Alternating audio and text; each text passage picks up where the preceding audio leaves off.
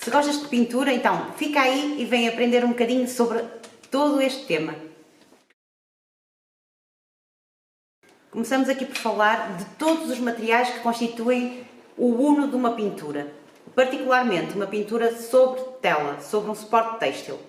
Então, vamos começar exatamente pela superfície que o artista utilizou para pintar. Suporte têxtil, um pano, um tecido. Via de regra, esse tecido era feito com fibras de linho ou cânhamo, donde, a seguir a esse tecido, o que é que nós vamos ter? Vamos ter uma camada de preparação, quase sempre feita com crê e cola animal.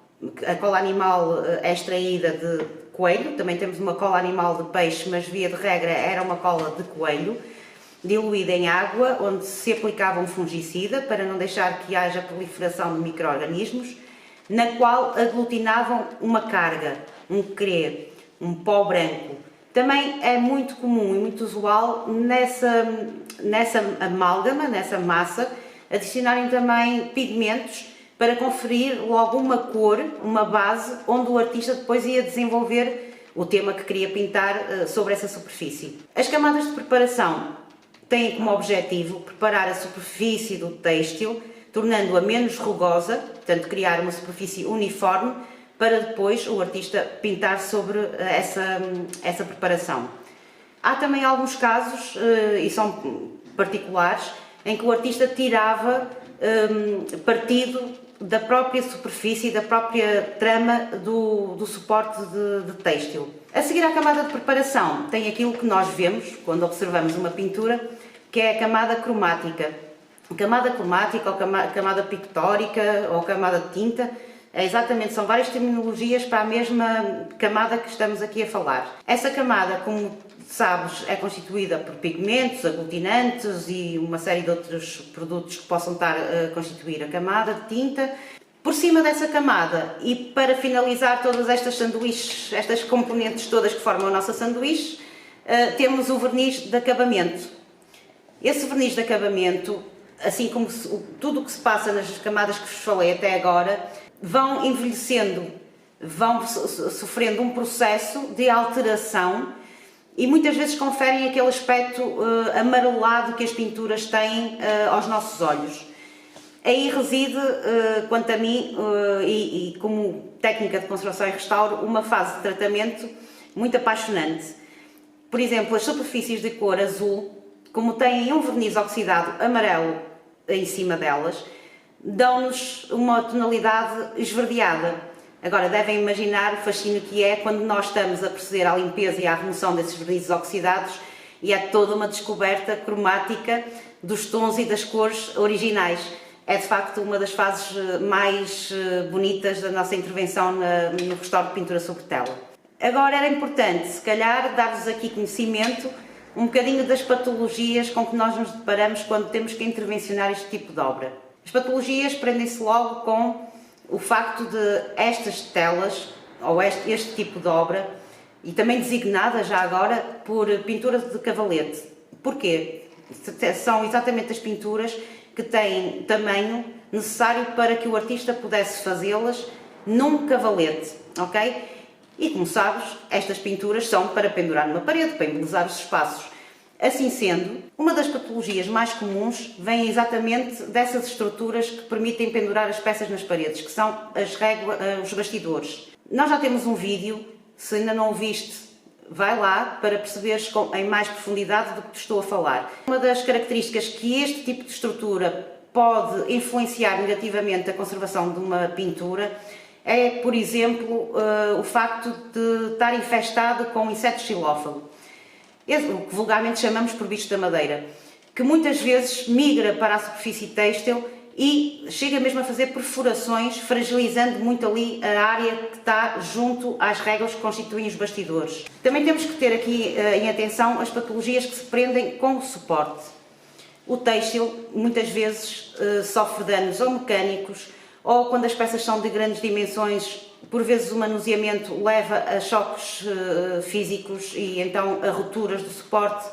O facto, por exemplo, de muitas vezes serem constituídos por vários panos, Também cria ali uma zona mais fragilizada na união ou na costura dos vários panos que constituem só o único pano onde o artista pintou, e podemos estar perante várias patologias, como por exemplo lacunas de maior ou menor dimensão, inexistência do próprio bastidor. Estou-me a lembrar de uma pintura que deu entrada nas oficinas que vinha sem bastidor e esteve enrolada durante 100 anos no tubo do órgão do mosteiro.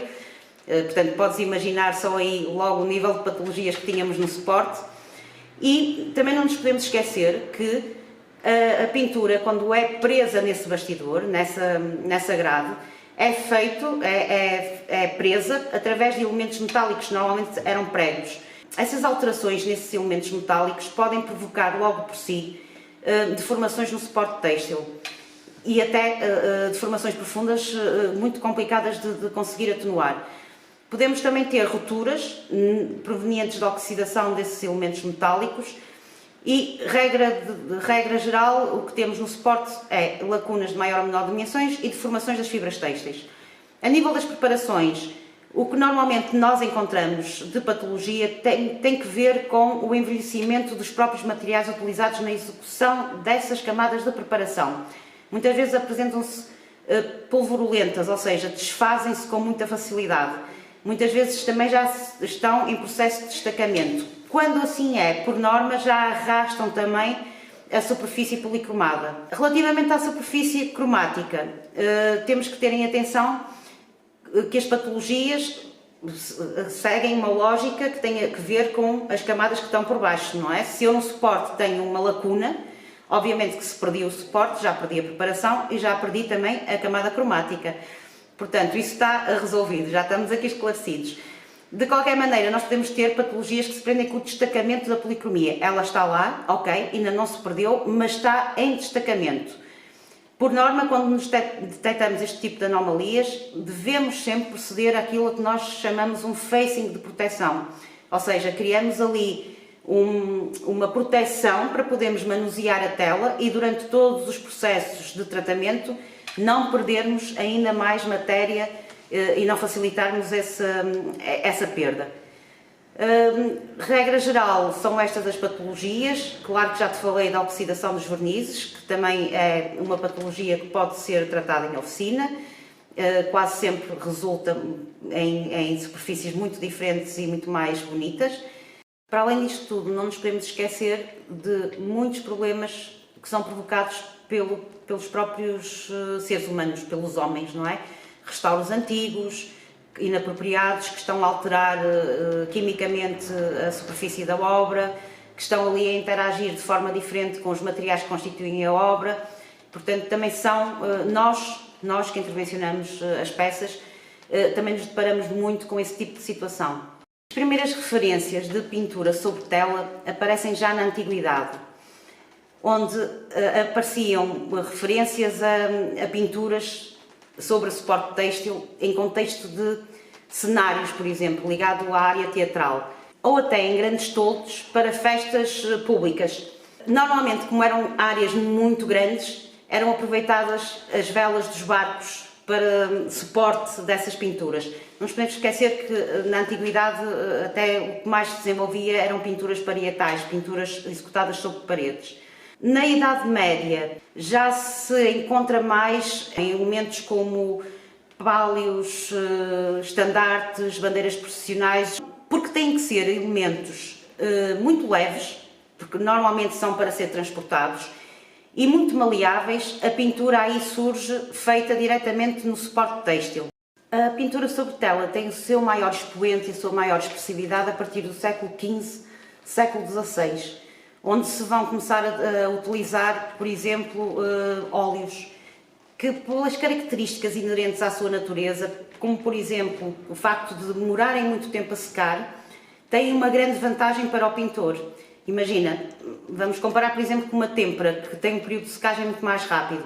Claro que ao utilizar o óleo, o pintor tem muito mais tempo para ir corrigindo pormenores, para desistir de pormenores e optar por outros, assim como um óleo facilitou o trabalho de pintar em velaturas.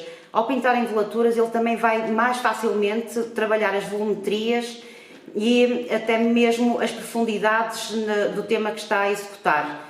Não nos podemos também aqui esquecer de que esta característica também permitia a mudança de tom ou de subtons de uma forma muito mais subtil. Todas estas características dos materiais trouxeram muitas benesses para o utilizador, para os pintores. Tentei aqui falar um bocadinho dos materiais que constituem uma pintura, de algumas patologias que temos quando nos propomos a intervencionar este tipo de obra e dar-vos aqui só uma pequena abordagem histórica, até porque eu não sou historiadora de arte e portanto também não me quero alargar muito nesse tema.